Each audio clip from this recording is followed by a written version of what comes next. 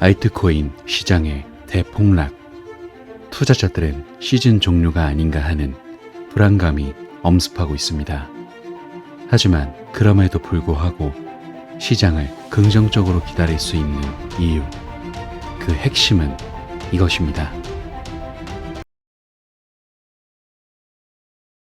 안녕하세요. 크립토피아입니다. 금일 브리핑 시작해볼게요. 자, 먼저 체크해볼 건 필라델피아 연은 총재가 언급한 금리 인하에 대해서예요. 미 연방준비제도 대표적 비둘기파로 꼽히는 패트릭 하커 필라델피아 연방준비은행 총재가 필라델피아의 한 콘퍼런스 연사로 나서 모든 게 전망대로 움직인다면 연내 한 차례 금리 인하가 적절하다고 말했어요. 그는 전망은 그저 전망일 뿐이라며 전제하고, 다만 경제 지표가 어떻게 되느냐에 따라 두 차례 하거나 아예 금리 인하를 하지 않는 것도 가능하다고 밝혔는데, 그동안 연준과 제롬 파월 연준 의장의 발언처럼 수차례 언급한 바와 같이 데이터에 기반한 금리 결정이 이뤄질 것이라는 얘기이죠. 더불어 12일 발표됐던 미국 5월 소비자 물가지수 관련해서는 매우 반가운 소식이고 이런 지표가 몇 번 더 있었으면 좋겠다면서도 우리 인플레이션 목표는 개인 소비 지출로 확인하는 것이고 CPI가 아니다 라고 선을 그었어요. 이에 대한 배경을 좀 살펴보면 미 노동통계국은 지난 12일 5월 CPI가 전년 동원 대비 3.3%, 근원 CPI는 전년 대비 3.4% 상승했다고 밝혔죠. 헤드라인 CPI와 근원 CPI 모두 시장 예상치보다 낮게 나온 데다 전체적으로 봤을 때도 상승세가 꺾였다는 점에서 금리 인하를 기대하는 시장은 환호했었는데, 중요한 것은 연준 인사들은 금리 인하를 하기 위해서는 몇 번의 긍정적인 데이터가 필요하다는 말을 연초부터 이어왔었지만, 그 사이 시간이 흐르면서 연내 금리 인하를 위해 필요한 물가 발표는 이제 6차례 밖에 남지 않은 상태예요. 그래서 하커 총재 지적대로 연준이 보는 물가 지표는 PCE인데, 조사에 따르면 연준 위원들은 적어도 3차례 호전된 물가 데이터가 중첩되기를 원하는 상태로 6월 28일 공개되는 PCE부터 물가 하향이 확인될 경우 8월 28일이 되어야 금리 인하에 대한 확신을 가질 수 있게 되는 셈이죠. 이 시나리오에 맞는 가장 빠른 일정은 오는 9월 18일 열리는 FOMC라고 보시면 돼요. 그리고 또 한편 연준 내 대표적 매파로 꼽히는 로레타 메스터 클리블랜드 연방준비은행 총재는 이날 블룸버그와의 인터뷰에서 경제가 예측한 대로 움직이지 않을 때 연준이 어떻게 대응할지에 대해 좀 더 자세하게 설명할 필요가 있다고 지적했거든요. 그런데 메스터 총재는 이달 말 임기를 마치고 퇴임하기 때문에 투표권을 가진 연준 위원 11명 중 매파 위원 1명이 사라지는 셈이죠. 그리고 이에 대한 후임 총재직에는 투자은행 골드만삭스의 베스 해맥 글로벌 파이낸싱 그룹 공동 수석이 임명되는데, 해맥 총재가 어떤 성향인지는 아직 알려지지 않았기에 이에 관련한 소식 또한 금리 인하를 바라보는 또 하나의 관전 포인트라고 보시면 돼요. 다음으로 비트코인 ETF에 관련해서 짚어볼게요. 그 중에서도 호주에서 바네크의 비트코인 ETF 출시가 임박한 것에 대해 체크해보려고 하는데, 호주의 주요 주식시장에서 비트코인에 직접 투자하는 상장 지수펀드가 처음으로 상장되었거든요. 호주 주식 거래의 대부분을 처리하는 호주증권거래소 ASX는 현재 바네크가 유일하게 승인을 받은 신청자라고 확인했고, 더불어 다른 발행자들과도 논의가 진행 중임을 밝혔어요. 이에 따라 시장에서는 올해 초 유사한 상품을 출시한 미국과 홍콩의 뒤를 이어 호주 시장 진입에 큰 기대를 걸고 있는데, 미국에서 비트코인 ETF가 출시되자마자 570억 달러가 모이는 등 상당한 관심을 끌었기에 호주에서의 물량으로 인한 시장의 상승세 또한 굉장히 기대하고 있는 거죠. 여기서 시드니에 본사를 둔 베타쉐어즈 홀딩스와 디지털 X 등 다른 호주 기업들도 호주 상장을 준비하고 있는데, 조만간 비트코인 및 이더리움 현물 펀드가 출시될 것이고, 이러한 상황의 분석가들은 비트코인과 금을 비교하며 가치 저장 수단과 인플레이션 해지 수단으로서의 암호화폐 역할을 다시 한번 언급하고 있는데, 이러한 관점은 거의 8년에 걸친 금값 강세장이 시작되기 전인 2004년에 금 ETF가 출시된 것과 같은 역사적 추세를 통해 뒷받침되고 있어요. 그리고 이전에 호주 제2거래소인 CBO의 오스트레일리아는 비트코인 ETF를 상장하여 큰 성공을 거두었기 때문에 이번에 출시되는 펀드가 거래소에서 어떤 성과를 거둘지 지켜보시라는 거 체크드리고요. 다음으로 개인 투자자들의 움직임 살펴볼게요. 현재 개인 투자자들이 암호화폐 시장에 대해 눈에 띄게 신중한 모습을 보이고 있는 것으로 보이거든요. 이러한 행동은 시장 동향에 큰 영향을 미쳤던 과거 사이클과는 대조적인데, 전문가들은 이러한 추세가 시장의 궤도에 영향을 미칠 수 있다고 말하고 있어요. 보이시는 지표는 투자자의 참여가 여전히 저조하다는 것을 보여주는 주요 지표라고 보시면 돼요. 그리고 여기서 현재 단기 보유자는 시가총액의 약 35%를 차지하는데, 이전 시장 정점에서는 70% 이상을 차지했거든요. 이는 흔히 스마트 머니라고 불리는 비트코인 장기 보유자들의 포지션을 유지하며 보다 안정적인 시장 기반을 제공하고 있음을 시사하고, 역사적으로 단기 보유자의 지출 산출 수익률 SOPR은 시장 정점 시기에 1.10을 넘어섰는데, 이번 사이클에서 기록된 최고 SOPR은 1.05로 보다 중립적인 시장 스탠스를 나타내고 있죠. 이 말은 즉 이 사이클의 최고점에 아직 도달하지 않았음을 시사한다고 볼 수 있어 추가 상승의 가능성을 나타낸다고 볼 수 있기에, 지금 좋지 않은 시장 분위기를 너무 낙담하지 마시고 긍정적으로 지켜보시라는 점 강조드릴게요. 다음으로 리플 소식 살펴볼게요. 그 중에서도 현재 핵심이 되는 소송에 대해서 체크해볼 건데, 리플은 앞서 SEC가 제안한 8억 7,630만 달러 규모의 민사 벌금에 대해 1,000만 달러 이하로 낮출 것을 요청했었죠. 이 SEC는 리플의 요청이 부적절하다고 반박하며 테라폼랩스와의 합의 사례를 인용하면서, SEC는 테라폼랩스의 민사 벌금 4억 2천만 달러는 총 매출 330억 달러의 1.27%에 해당한다라고 주장한 데 이어, 권도영 테라폼랩스 공동 설립자와 45억 달러에 합의한 것은 기업 파산, 투자자 자금 반환 합의 위반 당시 책임자 해고 등으로 가능했던 일이라고 설명했어요. 때문에 SEC는 이보다 낮은 벌금액은 민사처벌 법령의 목적을 충족시키지 못하는 것이라고 주장했는데, SEC가 리플에 제안한 벌금의 총 규모는 20억 달러에 달하고, 여기에는 판결 전 이자, 민사 벌금 및 환수금이 포함되어 있죠. 따라서 결국 SEC는 리플이 제시한 1,000만 달러의 벌금의 합의를 거부한 것이라고도 볼 수 있기에, 어찌 보면 합의로 끝날 수 있는 마지막 선택지가 사라진 게 아닌가 생각이 들어요. 이에 따라 이제는 정말 판사의 판결만 남지 않았나 생각이 드는데, 여기서 물론 합의를 하면 좋겠지만 개인적으로 합의하지 않고 소송이 끝까지 가더라도 리플에게 유리할 것으로 보이고 있거든요. 왜냐하면 그간 꾸준히 말씀드려왔던 올해 말에 있을 미 대선의 친암호화폐적인 흐름과 함께 SEC의 수장 게리 겐슬러부터 행정부까지 싹 갈아엎어질 가능성이 있고, 이뿐만 아니라 미 의회와 암호화폐 업계 그리고 일반 대중들까지 SEC를 비판하고 있고, 중요한 건 아직까지도 SEC는 암호화폐 업계의 규제의 기준을 제대로 제시하지 못하고 있기에 이러한 모든 흐름들이 리플에게 긍정적으로 작용할 것으로 보여요. 따라서 투자자들은 이러한 주요 포인트 잘 체크하시기 바라며 금일 브리핑은 마무리하도록 할게요. 마지막으로 영상 하단의 고정 댓글 보시면 이런 시장의 다양한 관점들에 대해 교류할 수 있는 소통방 링크 있으니까 많은 참여 부탁드릴게요. 감사합니다.